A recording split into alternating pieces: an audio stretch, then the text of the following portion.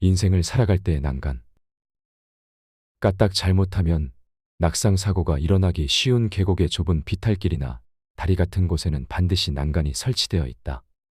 사실 실제로 사고가 일어나면 난간과 함께 떨어져 버릴 테니 확실한 안전을 보장받을 수는 없다. 그러나 이 난간으로 인해 나름의 안정감을 얻을 수는 있다. 이러한 난간처럼 부모, 교사, 친구는 우리에게 보호받고 있다는 안도감과 안정감을 안겨준다. 비록 그들에게 실제적인 도움은 얼마 받을 수 없을지라도 의지하고 기댈 누군가가 있다는 것은 마음을 지탱하는 큰 지지대가 되어준다.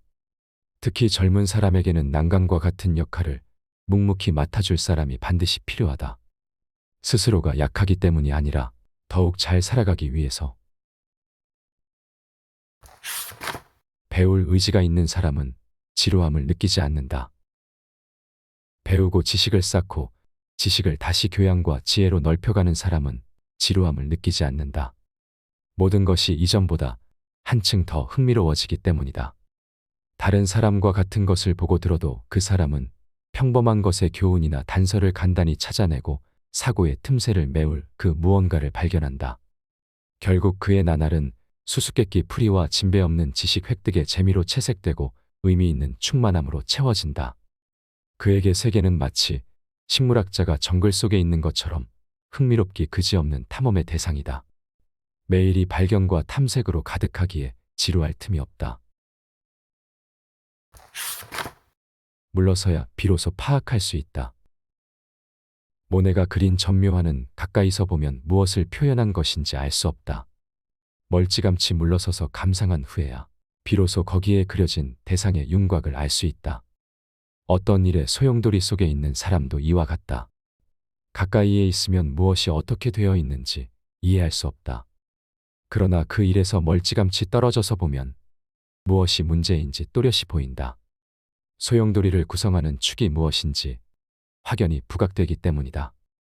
이 방법은 복잡한 것을 단순화시킨다. 사상가라 불리는 사람은 우선 이 방법을 사용하여 실타래처럼 얽히고 설킨 일에서 굵직한 틀이 되는 것을 끄집어내어 단순화하고 어느 누구나 쉽게 알아볼 수 있는 것으로 만든다. 주목받고 싶기에 주목받지 못한다. 자기현시욕, 말하자면 자신만을 내세우는, 자신만이 특별히 주목받고자 하는 욕망이다. 모임에 참석하면 이것이 또렷이 보인다.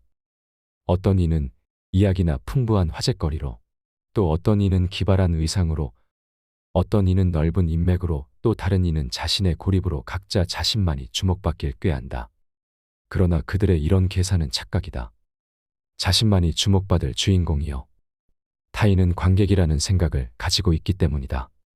각자가 그런 생각을 하고 있으니 관객 없는 연극이 되어버리고 결국에는 그 누구도 주목받지 못한다.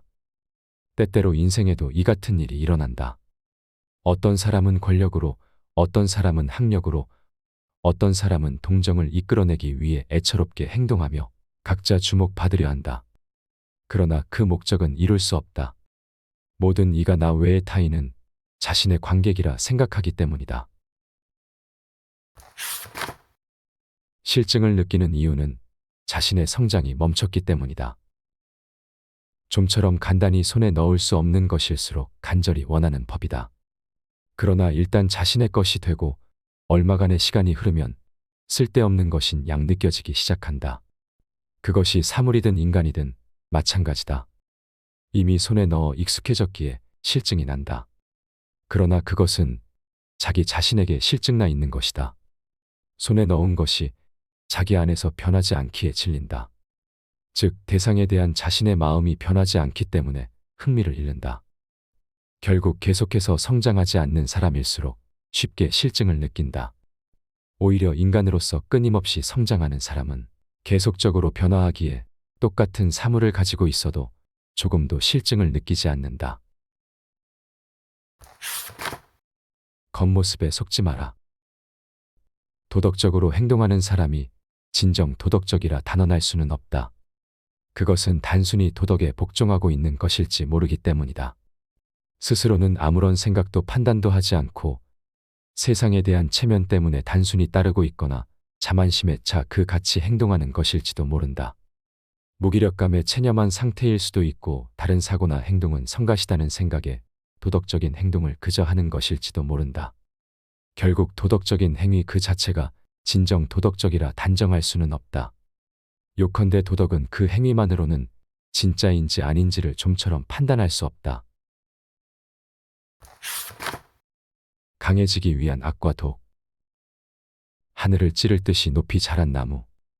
그 나무들이 성장하는데 거센 바람과 거친 날씨가 없었다면 그 같은 성장이 가능했을까? 벼가 있는데 호우와 강한 햇살, 태풍과 천둥은 전혀 쓸모없는 것이었을까? 인생에는 여러 가지 악과 독이 존재한다. 그것들은 가급적 없는 편이 나으며 그러한 환경 속에서 사람은 건전하고 강하게 성장할 수 있다고 말할 수 있을까? 증오, 질투, 아집, 불신, 냉담, 탐욕, 폭력, 혹은 모든 의미에서의 불리한 조건과 장애. 이것들은 대개 역겨움과 분노의 씨앗이 되지만 그 모든 것이 전혀 없더라도 강한 인간으로 성장할 수 있을까? 아니다. 그 같은 악과 독이 존재하기에 사람은 극복할 기회와 힘을 얻고 이 세상을 살아갈 수 있을 만큼 강하게 단련된다. 성급한 성격은 인생을 위태롭게 만든다. 서로 사랑할 때에도, 서로 싸울 때에도, 또한 서로 존경할 때에도 언제나 두 사람 중 한쪽만이 고뇌하는 역할을 도맡는다. 그 사람들의 특징은 공통한다. 결국 성급한 성격이다. 성격이 급한 사람은 어떠한 경우나 상황, 일이 진행되는 순간순간 단락적으로 반응하며 그때마다 감정을 파열시키고 지나친 언동을 저지르고 만다. 그 때문에 아주 평범한 일조차도 여러 손이 가는 번잡한 일이 되어버린다. 시점을 바꿔라. 무엇이 선이고 무엇이 악인가? 인간으로서의 윤리란 어떤 것인가? 이 같은 정의는 시대에 따라서 정반대가 될 만큼 달라진다. 고대에는 전통적 관습이나 습관에서 벗어난 자유로운 행동을 비행이라 여겼다. 또한 개인적으로 행동하는 것, 미래가 보이지 않는 것까지도 악이었다. 완전히 평범해 보이는 현대의 행동이나 사고의 대부분도 고대인의 눈으로 보면 악이다. 시점을 바꾼다는 것은 이러한 것이다. 상대나 상황을 상상하는 것만이 시점의 변화는 아니다. 옛 시대의 것을 되새겨보는 것도 시점을 바꾸는데 큰 도움이 된다. 표현은 솔직하게. 어떤 것에 대하여 두 사람이 이야기를 나눈다. 한 사람은 맛없게 이야기한다. 다른 한 사람은 맛깔나게 이야기한다. 이 차이는 화술의 문제가 아니다. 맛없게 이야기한 사람은 허세와 과장된 표현을 사용한다. 이것은 듣는 사람의 흥미를 불러일으키기 위해서다. 듣는 사람도 그 의도와 저속함을 느낄 수 있다. 다른 한 사람은 진심 어린 흥미를 갖고 그것을 성실히 이야기한다. 거기에는 약삭빠른 행위가 없다. 따라서 듣는 사람은 그것의 진지함을 느끼고 화자가 가지고 있는 흥미 그 자체를 자신도 받아들이기 위해 상상력을 발휘하여 들으려 한다. 물론 이것은 책에도 통하고 배우의 연기에도 통하며 우리의 삶의 방식에도 통하는 이야기다.